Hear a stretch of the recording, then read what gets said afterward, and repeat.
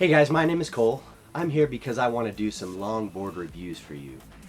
When I go to buy a new longboard, I often turn to the internet to check out the reviews and see what other people have to say about them. And frankly, I am just sick of all these random unboxings of longboards and talking about things that, for me, personally, don't matter. And I haven't really been able to find what I'm looking for online as far as longboard reviews and a way to educate myself on them. So I have taken it upon myself to do this and do some technical longboard reviews for everybody. But mainly this is for myself. So in order to do technical longboard reviews, I need to have some test equipment and some test protocols so that we can be consistent. So this video is to walk you through how I'm going to test the bearing health. So in an ideal world, the ball bearing or wheel would spin forever.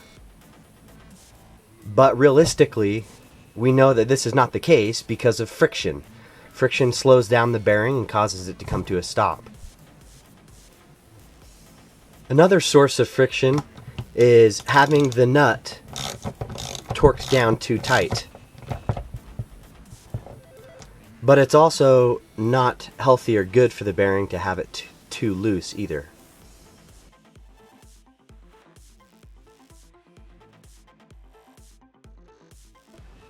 Okay guys, so friction, the nut tightness, or what I call wheel wobble, all affects the coast time of your wheels.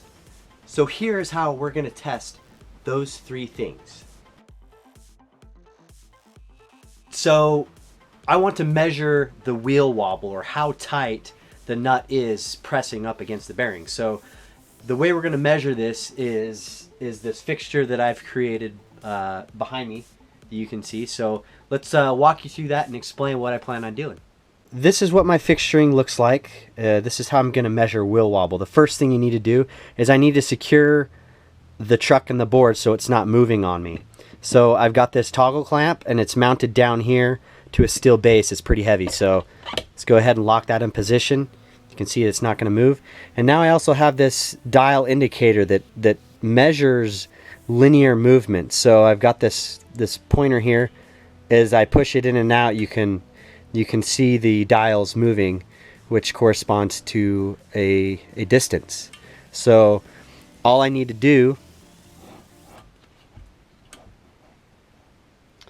is set that up against the face of the wheel, and I can either zero it out or I can just leave it as is and measure the maximum and minimum positions to get me the distance of wheel wobble. So if you see here, as I push it towards me and away, you can see the dial moving,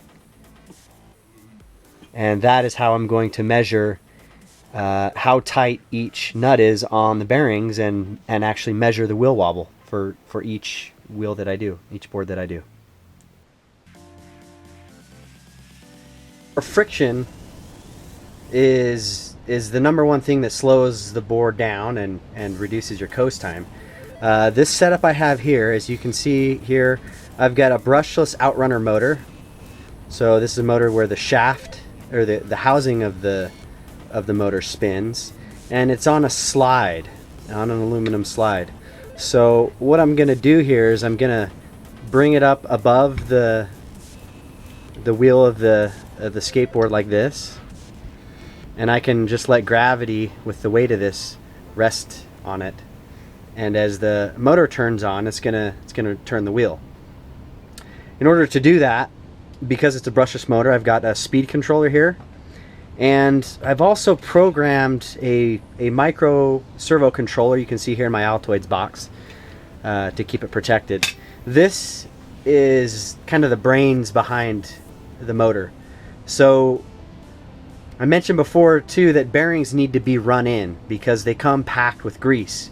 So I'm gonna run this thing in for 5 minutes. And I've pre-programmed the microprocessor, microcontroller to turn the system on and then also turn it off after the 5 minutes is up. So So I'm getting rid of all of the variability that human timing can cause. And then this whole thing is powered by my power source here. So I'll turn it on. It's set at 11 volts.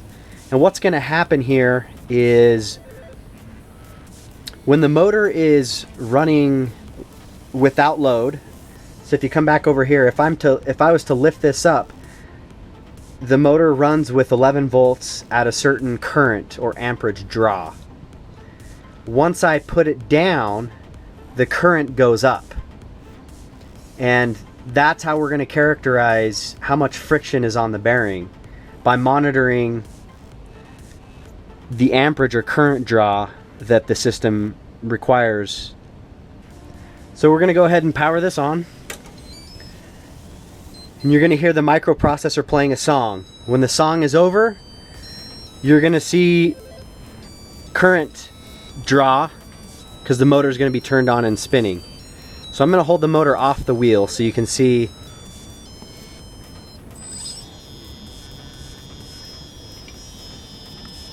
So got the motor spinning, and we've got a current draw of 0.3738 amps. So mid to high 30s. So just to show you what's going to happen here is I'm going to put this motor back on the wheel, and we can look at what the current is.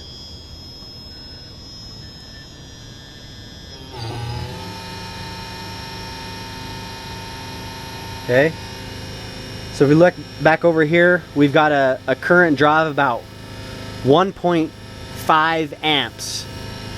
And as you watch the bearing be run in, the current's going to continue to drop, and at some point the current's going to stabilize.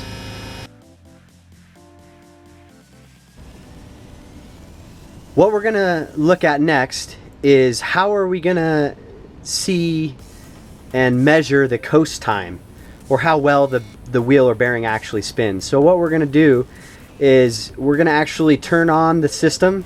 We're going to ramp this thing up to speed. We're going to let it run for its full amount of time to run in the bearings and get the grease all spread out and distributed where we want it to be.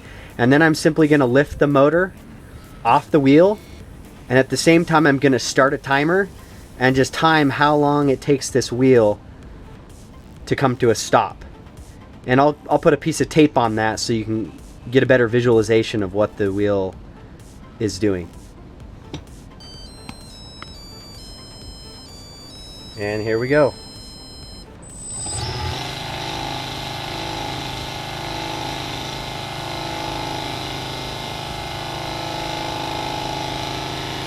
So, to check the coast time, we'll get our timer ready, and as soon as we lift up the motor, we will start the timer. Go.